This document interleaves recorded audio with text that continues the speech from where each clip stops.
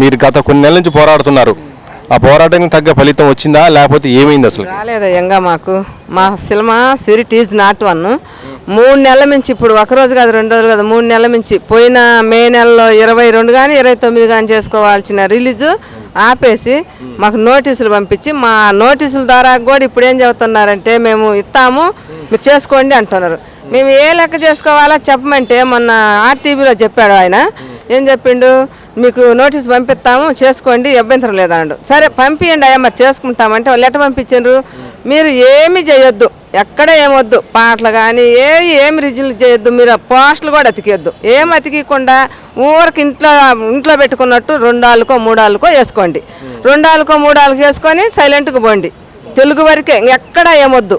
తెలుగు వరకు కూడా అంటే 2 ఆళ్ళు 3 ఆళ్ళు 2 ఆళ్ళు 3 ఆళ్ళు వేసుకుంటే మాకు ఎట్ట అవుద్ది. మేమేమనుకున్నామంటే మేము చేసుకున్నది ఇప్పుడు ఎన్ని రోజులు 13వ సంవత్సరం నుంచి కళ 30 సంవత్సరాల నుంచి ఆపిన దాచిపోయిన డబ్బులన్నీ ఆస్తులన్నీ 10 సంవత్సరాల నుంచి చేసిన కష్టం ఇది.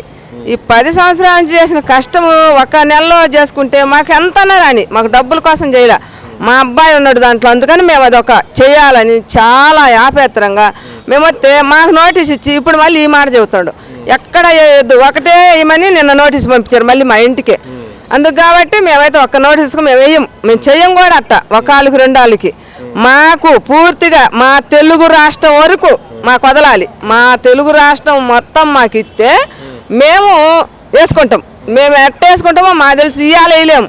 మాకు మనం చేసుకోవాలనుకున్నప్పుడు మే నెలలో చేయాలనుకున్నప్పుడు దానికి నోటీస్ ఇచ్చి ఆగిపోయింది. ఈరోజు ఈయన ఇవాళ చేయలేను రేపు చేయలేను, నెలకు చేస్తానో సంవత్సరం చేస్తానో 6 నెలలు చేస్తానో తెలియదు కూడా నాకు. మళ్ళీ పోయి నేను డబ్బులు తెచ్చుకోవాలి. ఈరోజు నేను మళ్ళీ ఊరికి పోయి ఒక ఆయన అప్పిచ్చిన ఆయన ఏం చెప్పిండు, నేను పొడ్డేసరిని ఆయన చెప్పి మీడియా ముందు చెప్పాడు. చెప్పి నాకు ఇదేంది డబ్బు అప్పిచ్చినాడు పొడ్డేసరిని అంటే దేలన్నా లేదే ఎక్కడా లేదు, నేను పొడ్డేసిన ఆయన పొడ్డేసరి అన్నాడు కదా అని చెప్పి ఇక్కడ మీడియా ముందు చెప్పుకొని మాట్లాడుకొని వెళ్ళిపోయాం.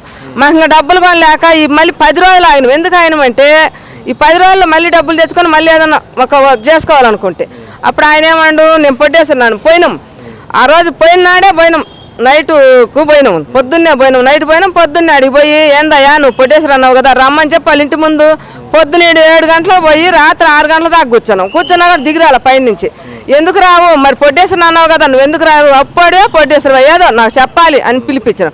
పిలిపిస్తే రాలా, అంత 4 రోజులు పెద్ద మనుషుల ద్వారాగా ఏందయ్యా మమ్మల్ని మేము వచ్చినాం కదా ఎందుకు రాలేదు పైన కూకున్నాడు పిలువని పిలిస్తే ఆయన వచ్చిండు కిందికి. వచ్చినాక మరి ఏంది చెప్పు నువ్వు పొట్టేసరివా లేకపోతే నువ్వు డబ్బులుగా అప్పుగా ఇచ్చినవా అని అడిగినాం. మేము అప్పుగానే ఇచ్చినానండి. ఒకసారి అప్పుగా ఇచ్చినాడు కాగితాలు ఇచ్చేయి, అప్పుగా అన్నాడు ఉంచుకో, పొట్టేసరి అంటే నా కాగితాలు మొత్తం ఇచ్చేయి, ఇచ్చేయకపోతే మాత్రం ఒప్పుకోము. పొట్టేసరిగా రా ఇవాళ మాకు డబ్బులు కూడా లేవు, మాకు ఇట్ట వాళ్ళు బొంబాయి వాళ్ళు నోటీసులు ఇచ్చి మా సెలవు ఆగిపోయింది, నువ్వుగేనొస్తే నాకు ఇంకా చాలా మంచిది పొట్టేసరి అయితే పొట్టేసరిగా ఉండి నా కాగితాలు నీమన్నా. నేను ఈయన అన్నాడు. ఇకపోతే మరి పొట్టేసరి ఎట్టొస్తుంది కాగితాలు ఎట్టొస్తాయి ఈ 2 రకాలు ఎట్టొస్తాయి అని గట్టిగా అడిగితే నేను అప్పుగా నేనని చెప్పి ఆ రోజు అంత మాట్లాడి వెనక్కి వచ్చినాం. మళ్ళీ మరుసనాడు పొద్దున్నే పోయి కూర్చుంటే లాయర్ దగ్గరే కూర్చొని ఆయన్ని పిలిపించిన ఆయన మేము ఒక్క మనిషిని చేసుకో పెద్ద మనిషిని ఆయన ఒక 10 మందిని తీసుకొని వచ్చిండు. ముందు రోజు వచ్చిన పెద్ద మనుషులు రాలా, మళ్ళీ రోజు పెద్ద మనుషులు కొత్త వాళ్ళని తీసుకొని వచ్చాడు. వచ్చినాక నేను పొట్టేసరి నేను అన్నాడు ముందు, ఏది అందరూ రాకముందు పొట్టేసరి నేను నీకు మీ కాగితాలు ఇస్తానండు. సరే మా కాగితాలు ఇవి పొట్టేసరిగా రా పాదం మేము ఇవాళ మేమిద్దరమే బారాడుతున్నాం, నువ్వు కూడా 3వ వాడిగా ఉంటే మాకు కూడా కథ ఆపుకుంటావు మంచిగా ఉంటుంది అని చెప్పి అడిగినాం. అడిగితే మళ్ళీ అందరూ వచ్చి 10 మంది కూర్చున్నాక నేను పొట్టేసరిగా పోను నేను బాకీ పోను, నేను నాకు ఎప్పుడైనా డబ్బులు నేను 45 లక్షలు ఇచ్చినాడు అని అన్నాడు. 45 లక్షలు డబ్బులు తీసుకున్నప్పుడు నా పొలం కూడా నీ కాడే ఉంది కదా, నీ పొలం మరి నా పొలం నాకు అన్నీ అన్నీ నీ దగ్గర ఉంచుకొని నేను పొట్టేసానంటే కుదరదు అని గట్టిగా మాట్లాడాను. నాకు వద్దు నేను బాకీ పోను, నేను నువ్వు ఏ రోజు డబ్బులు ఇస్తే ఆ రోజు నేను ఇస్తాను. సరే అట్టయితే అని చెప్పి మేము అది ఇనుకొని వచ్చినాం. ఇనుకొని వచ్చినాక వీళ్ళు ఏం చెప్పారు, మీకు సీరియస్ ఏదో నోటీస్ మీకు ఇస్తాము మీరు సినిమా రిలీజ్ చేసుకోమని చెప్పి మాకు చెప్పిండ్రు. ఇస్తారని చెప్పి మళ్ళీ మేము ఈరోజు వచ్చినాం, ఏది మళ్ళీ నిన్న నైట్ వచ్చినాం. మేము ఇస్తారు చేసుకుందామని ఇద్దామని చేసుకునే మళ్ళీ మా ఇంటికే పంపించారు. మేము భయానం అయిదాను కూడా మా ఇంటికి సంతకాడ తీసుకొచ్చి ఇచ్చిండు.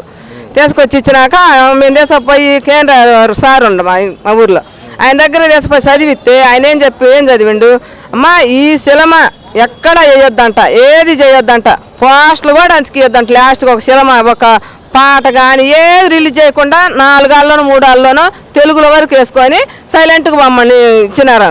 ఇదేంది మీరు సినిమా చేసుకోమని ఇస్తామని చెప్పి మళ్ళీ ఇదేంది ఈ మాట చెప్పిండ్రు, కుదరదు మాకిట్ట అని మేము వచ్చినాం. ఇప్పుడు మాకేం చెబుతారు, మాకు ఇస్తే మా తెలుగు రాష్ట్రం మొత్తం మాకు కావాలి, మా తెలుగు రాష్ట్రం మొత్తం మాకు వదలాలి, వదిలితే మేము వేసుకుంటాం. మేము సంతకం పెట్టమన్నారు కదా, మాకు ముందు మీ తెలుగు మొత్తం మీది అని అంటే మాకు ముందు పెడితే తర్వాత వాళ్ళకి మేము పెడతాం, మేము లేకపోతే పెట్టం. ఎందుకు పెట్టమంటే ఇప్పుడు ఇన్ని రోజులు కూడా అల్లాడి ఆకులు వేసి 3 నెలలకు నాకు మాకు కూలి లేదు, నీళ్ళు, నా పిల్ల కూడా వాటలు లేకపోతే వాటర్ లేకపోతే మళ్ళీ నా కూతురు అక్కడి నుంచి ఇక్కడ దేశం పోయి ఉంచి ఈరోజు అలిసిపోయినాం మేము. అరిసి అరిసి అని అన్ని లెక్క అన్నీ మాట్లాడినాం. ఇంకా మా వల్ల మాకు ఓపిక కూడా లేదు, మాట్లాడే ఓపిక కూడా లేదు, మేము మాట్లాడలేము కూడా. ఇప్పుడు మీరు